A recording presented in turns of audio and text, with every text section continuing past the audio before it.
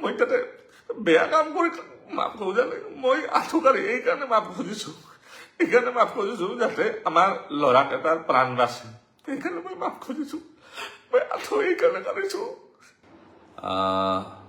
সকলোৱে গম পাইছেই ইতিমধ্যে কি হৈছে, তথাপিও মই ভাবোঁ মই কোৱাটো অত্যন্ত দৰকাৰ।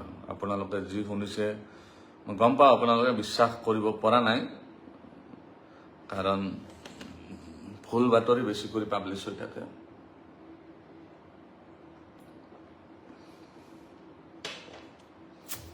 সেইকাৰণে আপোনালোকে বিশ্বাস কৰিব পৰা নাই কাৰণে মই লাইভ আহিলোঁ। আৰু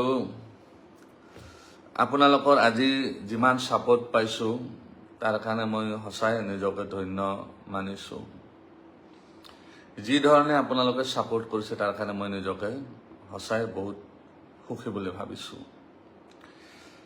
ঘটনাটো যি হ'ব লগা আছিল সেইটো ছাডেন ঘটনা নহয়। যোৱাকালিয়ে মোক গোৱালপাৰাৰ পৰা কেইজনমান মিডিয়াৰ বন্ধুই ইনপুট দিছিল যে আপোনাৰ লগত এনেকুৱা এটা ঘটনা হ'ব পাৰে আৰু ইয়াতে সেইটো হৈ যাব পাৰে।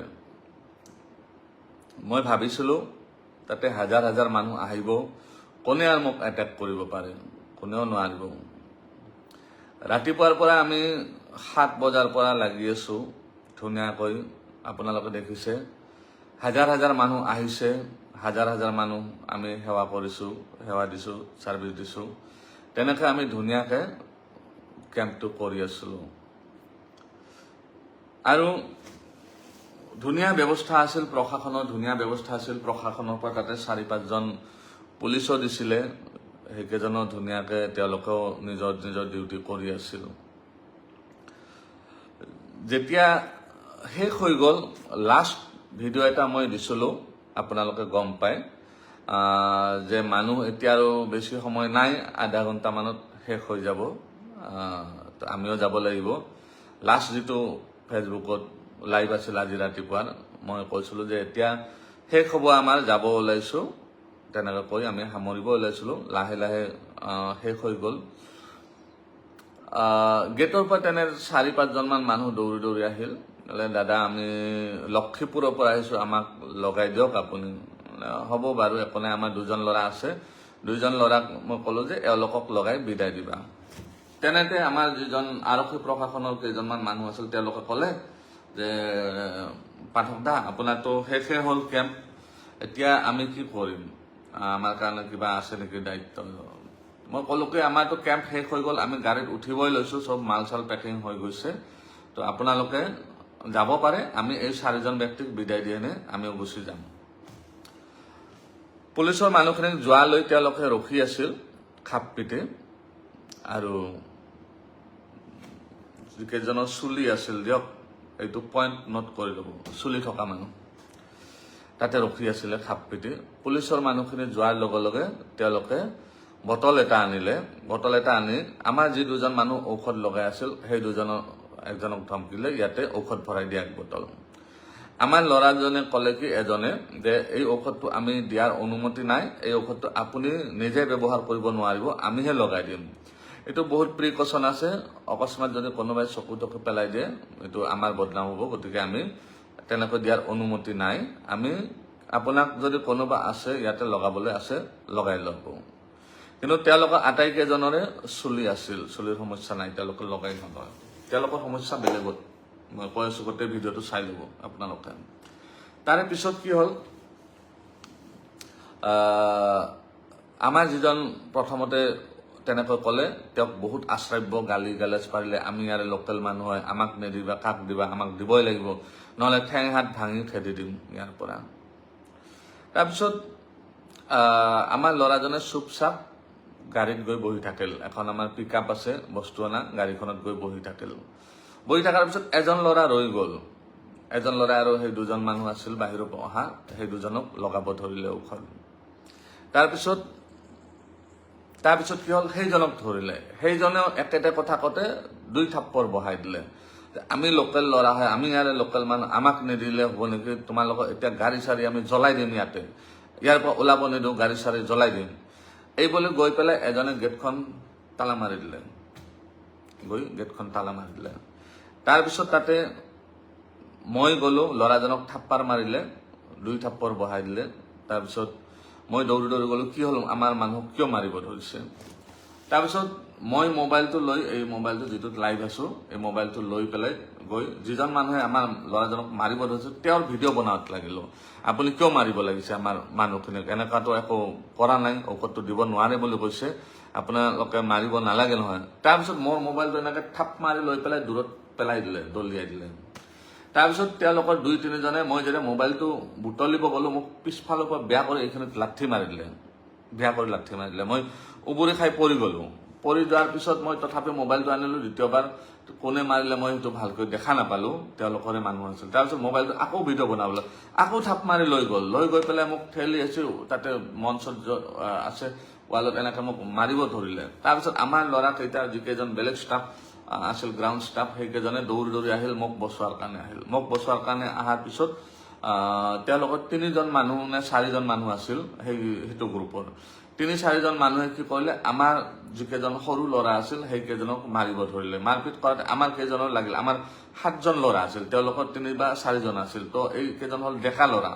তো এইকেইজনৰ লগত ক্লেছ হৈ গ'ল তেওঁলোকৰ। তাৰপিছত তাতে যিকেইজন লক্ষীপুৰৰ পৰা অহা মুছলমান ব্যক্তি আছিল, সেইকেইজনে আমাৰ মানুহখিনিক কোনো প্ৰকাৰে এই কৰি টানি টুনি লৈ গৈ পেলাই আমাক অফিচটোত ভৰাইলৈ ক'লে, দাদা আপুনি ইয়াতে সোমাই থাকক, এই মানুহকেইজনৰ ৰেহৰূপ আমি ভাল দেখা নাই, এইকেইজনৰ অলপমান কিবা সমস্যা আছে, তো আমি ইমিডিয়েট পুলিচক ফোন কৰিছোঁ, আপুনি চিন্তা নকৰিব।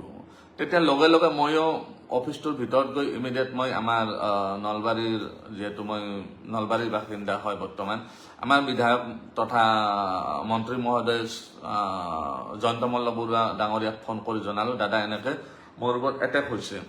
তো তেওঁ ইমিডিয়েট এছপিক ফোন কৰি ক'লে, এছপি মোক কল কৰিলে, কল কৰি ইমিডিয়েট তেওঁলোকে OC ছাৰক পঠাইলে। তেওঁলোকে আহি আমাক ক'লে কি যে আপোনালোকে ভিতৰতে থাকক, আমি হেণ্ডেল কৰি আছো কেছটো, কি হৈছে আমি চাই লওঁ। তাৰপিছত তেওঁলোকে কি কৰিলে, আৰু কোনোবা এই কৰি মানুহ মাতিলে, মানুহ মাতি পেলাই ক'লে কি আমি এটেক কৰা বুলি ক'লে। আমি এটা নতুন প্লেচত যাই কেনেকৈ এটেক কৰিম মানুহ এজনক, আৰু তেওঁৰ লগত আমাৰ কোনো লেনদেনে নাই, আমি কেনেকৈ এটেক কৰিম। আমাক বহুত বেয়াকৈ আপোনালোকেতো গোটেইখিনি দেখিছেই। তাৰপিছত আমি ভিতৰত সোমাই থাকিলো। ভিতৰত সোমাই থাকোঁতে অলপ পিছত মেজিষ্ট্ৰেট ছাৰ আহিলে। মেজিষ্ট্ৰেট ছাৰ আহি পেলাই মোক ক'লে যে তেওঁলোকে বহুত উগ্ৰ হৈ আছে, আপুনি বাহিৰত গ'লে আপোনাক মাৰি দিব পাৰে। বেছি মানুহ নাছিল ইয়াতে। আৰু এটা কথা ক্লিয়াৰ কৰি দিওঁ, এই যিটো ইনচিডেণ্ট বা এইটো যিটো প্ৰি প্লেনেড হয়, এইটোৰ লগত গোৱালপাৰাবাসী ৰাইজৰ কোনো সম্পৰ্ক নাই। কোনেও গোৱালপাৰাবাসী ৰাইজক গালি নিদিব বা তেনেকুৱা একো বেয়া কথা নকয় যেন। এইটো এটা কেইজনমান মানুহৰ এটা গ্ৰুপৰ লগত গ্ৰুপৰ কথা, আৰু তাত গোৱালপাৰাবাসী ৰাইজ নাই। তাতে আছিল কিমানজন, 30জন বা 40জন মানুহ, তেওঁলোকৰে গ্ৰুপ হয় এইটো, তেওঁলোকৰ গ্ৰুপৰ মানুহ আছিল 30জন মান 40জন। গোৱালপাৰাবাসী তাতে কোনো লেনদেন নাই, গোৱালপাৰাবাসী আহাই নাছিল তাতে। তাৰপিছত কি হ'ল, মোক ভিতৰত আমি বহি থাকিলো, কিছু সময় 2 ঘণ্টামান বহি থাকিলো। বহি থকাৰ পিছত মেজিষ্ট্ৰেট ছাৰে আহি ক'লে যে কথাটোতো বহুত হৈ গৈছে, বহুত হাল্লা, তেওঁলোক বহুত উগ্ৰ হৈ আছে, আপোনাক ইয়াতে পৰা অলপ পঠাব দিগদাৰ হৈ গৈ আছে, অলপ সমস্যা হ'ব পাৰে, বা তেওঁলোকে কেনেকৈ আপোনাক ইয়াতেও দৰ্জা ভাঙি দি এটেক কৰিব পাৰে। গতিকে আপুনি এটা কাম কৰক, আপুনি যিহেতু জনা বুজা মানুহ, তো আপুনি তেওঁলোকক আমি বাহিৰত লৈ যাম ধুনীয়াকৈ। তেওঁলোকে কৈ আছে কি মাফ খুজিব লাগে, তো জাগাৰ বদনাম হৈছে বুলি মাফ খুজিব লাগে। জাগাৰ বদনাম কেনেকৈ হ'ল, আমি যদি তেওঁলোকৰ মতে আমি যদি মাৰিছো তেনেহ'লে জাগাৰ বদনাম নহয়। তেওঁলোকে যদি মাৰিছে তেতিয়াহে জাগাৰ বদনাম হ'ব।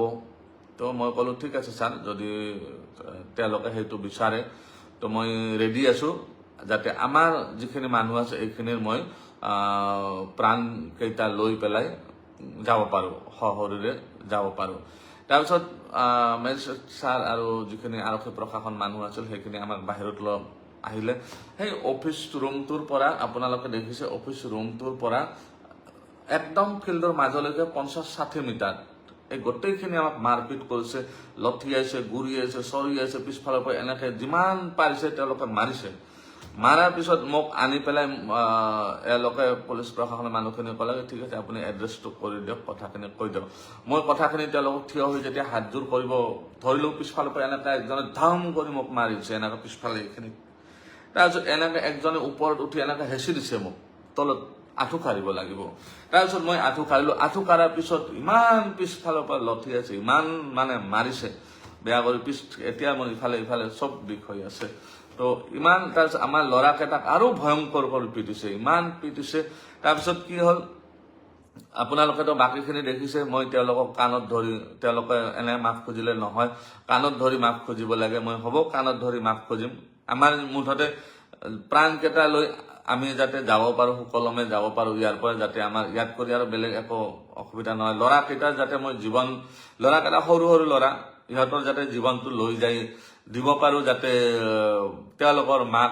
দেউতাকে যে ৰখি আছে তেওঁলোকৰ যাতে মই সুকলমে মাক দেউতাকক গতাই দিব পাৰোঁ এইটো আপোনাৰ ল'ৰা হয় মই মোৰ কাৰণে যাতে একো অসুবিধা নহয় এই কাৰণে মই তেওঁলোকক আঁঠু কাঢ়ি কাণত ধৰি মাফ খুজিছোঁ এইকাৰণে মই তাতে বেয়া কাম কৰি মাফ খোজা নাই মই আঁঠু কাঢ়ি এইকাৰণে মাফ খুজিছোঁ এইকাৰণে মাফ খুজিছোঁ যাতে আমাৰ ল'ৰাকেইটাৰ প্ৰাণ বাচে সেইকাৰণে মই মাফ খুজিছোঁ মই আঁঠু এইকাৰণে কাঢ়িছোঁ